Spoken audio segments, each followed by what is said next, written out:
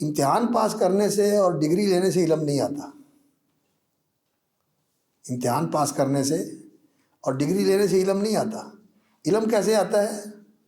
علم آتا ہے کہ انسان گھٹنا باندھ کے بیٹھ جائے اور علم کے اندر اپنے آپ کو اس طرح لگا دے، جوتے اپنے آپ کو علم کے حاصل کرنے کے لیے کہ ایک ایک چیز کے اوپر انسان غور کر کے اس کو سمجھے، پھر سمجھ کے یاد کرے، پھر یاد کر کے اس کو اپنے اندر بٹھائے اور پھر آگے بڑھے. علم اس طرح آتا ہے. پہلے زمانے میں لوگ اس طرح علم پڑھتے تھے، اس لیے وقت بھی زیادہ لگتا تھا، اور اللہ اکبر، وہ اس وقت کو بہترین وقت سمجھتے تھے جو طلب علم کے اندر بسر ہو جائے. اب آپ دیکھیں، امام عبداللہ ابن وہب رحمۃ اللہ علیہ لیث ابن سعد کے شاگرد ہیں. امام لیث ابن سعد کے شاگرد ہیں. مصر میں ان سے حدیثیں پڑھ کے آئے اور امام مالک رحمۃ اللہ علیہ کے پاس آئے، اور آ کر امام مالک رحمۃ اللہ علیہ کے پاس انہوں نے وہاں ان کے ساتھ علم پڑھنا شروع کیا. موطا تو کچھ آثار ہیں اور کچھ روایات ہیں. روایات بھی جو ہیں وہ 1000 کے برابر نہیں ہیں، 1000 کے قریب نہیں ہیں، اس سے تھوڑی ہیں. اور آثار ہیں اور کچھ امام مالک کے فتاوی جات ہیں. تو ہم لوگوں نے تو موطا کو بہت تھوڑا وقت دیا ہوا ہے اور کہتے ہیں کہ اس کو سرسری طور پر پڑھ لیا جائے، اس میں حدیثیں تھوڑی ہیں. چلو جو تفصیل سے بھی پڑھتے ہیں تو وہ مرور کرتے ہیں اس میں سے. تو یہ موطا جو ہے تو بڑے تھوڑے عرصے میں پڑھا جا سکتا ہے، لیکن وہ امام مالک کے ساتھ کتنا عرصہ رہے بتائے گا کوئی؟ موطا پڑھا ہوا آپ لوگوں نے 20 سال رہے، 20 سال امام مالک کے ساتھ رہے، امام مالک سے علم حاصل کرتے رہے. اور پھر انہوں نے جب علم حاصل کر لیا تو امام مالک نے اپنے ساتھ مسند پہ ان کو بٹھایا کہ اب تو میرے ساتھ بیٹھنے کا حقدار ہے، اب یہاں میرے ساتھ میری مسند پہ بیٹھ جائے. اور موطا کی روایت بھی کرتے ہیں. ان کا موطا جو ہے موطا ابن وہب، وہ بھی کچھ روایات اس کی ملتی ہیں، امام دارقطنی نے نقل کی ہیں اختلاف الموطئات کے اندر، اور مجھے یاد پڑتا ہے کہ شاید اس کا کوئی نسخہ بھی ملا ہے، کچھ روایات اس کی ملی ہیں. تو وہ موطا کے راوی بھی ہیں، اور ان کی سند جو ہے وہ بڑی ثقہ سند ہے، بہت معتبر سند ہے ان کی. تو وہ حضرات وقت لگاتے تھے، اور یہ وقت جو ہے جو علم کی تحصیل میں لگ جائے یہ زندگی کا سب سے بہترین وقت ہے. اور امام بخاری رحمۃ اللہ علیہ نے کتاب العلم کے اندر آپ جانتے ہیں حضرت عمر رضی اللہ تعالیٰ عنہ کا یہ قول نقل فرمایا ہے کہ تفقہوا قبل ان تسودوا. یاد ہوگا آپ لوگوں کو جنہوں نے بخاری پڑھی ہے، اگر سمجھ کے پڑھی ہے تو، اگر سو کے پڑھی ہے تو پھر تو جانتے ہی ہم سب، یا موبائل میں لگے ہوتے ہیں یا سوئے ہوئے ہوتے ہیں یا بھاگنے کی فکر ہوتی ہے. تو تفقہوا قبل ان تسودوا، آپ لوگ علم حاصل کریں، ذمہ داریاں اور مناصب اور سیادت اور مسئولیتیں سر پہ پڑنے سے پہلے، یعنی جب سر پہ پڑے گی تو پھر انسان کے سامنے اب آ گیا موقع کہ وہ استاذ ہے، وہ خطیب ہے، وہ لوگ پوچھ رہے ہیں اس سے فتویٰ اور استفتاء کے لیے لوگ اس کی طرف رجوع کرتے ہیں، اور اب اسے سمجھ میں نہیں آتا کہ میں کیا جواب دوں. کتاب کھولتا ہے تو کتاب کی سمجھ نہیں آتی. ایسی بھی صورتحال ہے کہ اردو کی کتابیں ہیں،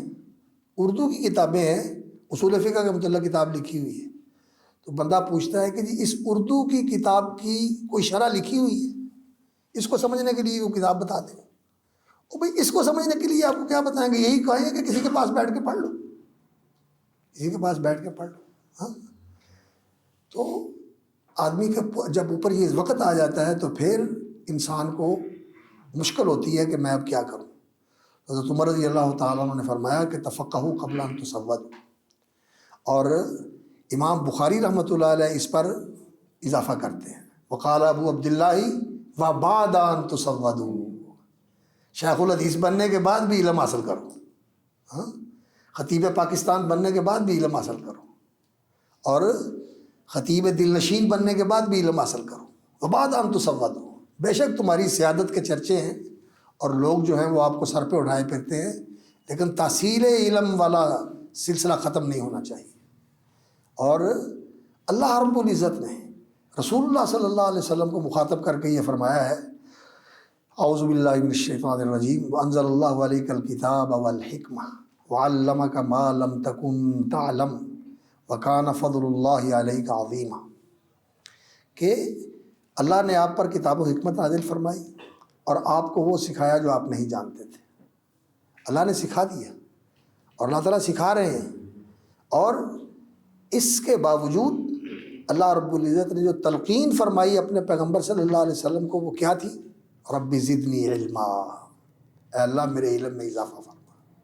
تو علم جو ہے یہ ایک ایسی چیز ہے جس کا طالب کبھی سیر نہیں ہوتا، اور جب تک آدمی طلب علم میں لگا رہتا ہے، اپنے علم کو بڑھاتا رہتا ہے، اس علم میں بہتری بھی آتی ہے، پختگی بھی آتی ہے، گہرائی بھی آتی ہے، وسعت بھی آتی ہے، اور اس علم کے اندر نئی سے نئی حقیقتیں، نئے سے نئے نکات، نئے سے نئے لطائف اور نئے سے نئے ایسے امور رموز منکشف ہوتے ہیں، یقین جانیے کہ ان کی لذت دنیا کی کسی چیز کے اندر موجود نہیں۔